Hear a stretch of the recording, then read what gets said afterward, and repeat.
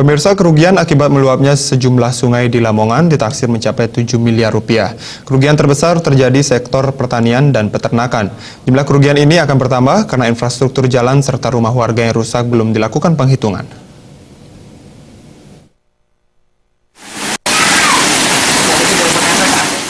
Banjir akibat meluapnya sejumlah sungai yang tidak mampu menampung tingginya curah hujan di Lamongan menyebabkan rumah-rumah dan lahan pertanian di sejumlah desa di 4 kecamatan, yakni Kecamatan Babat, Kali-Kali Tengah, dan Kecamatan Turi. Banjir kali ini yang terparah terjadi di wilayah Kecamatan Babat. Lebih dari 2.500 rumah yang terendam. Ketinggian air mencapai 20 hingga 70 cm. Selain merendam rumah, banjir di Lamongan ini juga merendam lahan pertanian meliputi tanaman padi dan tambak.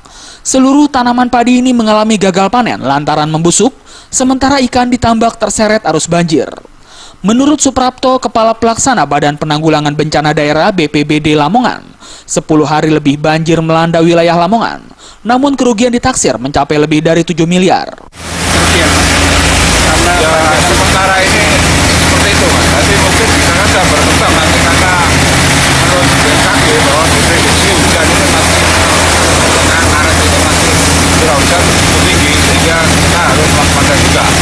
Ya, makanya saya instruksikan pada seluruh masyarakat di Kota Lamongan untuk menjaga waspada, jadi supaya harus selalu membersihkan gorong-gorong atau sungai-sungai yang ada di sekitar sawahnya maupun ada di rumahnya.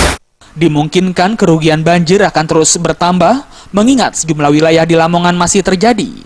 Salah satunya akibat meluapnya Sungai Bengawan Jero. Dari Lamongan, Jawa Timur, Muhammad Basoir melapor.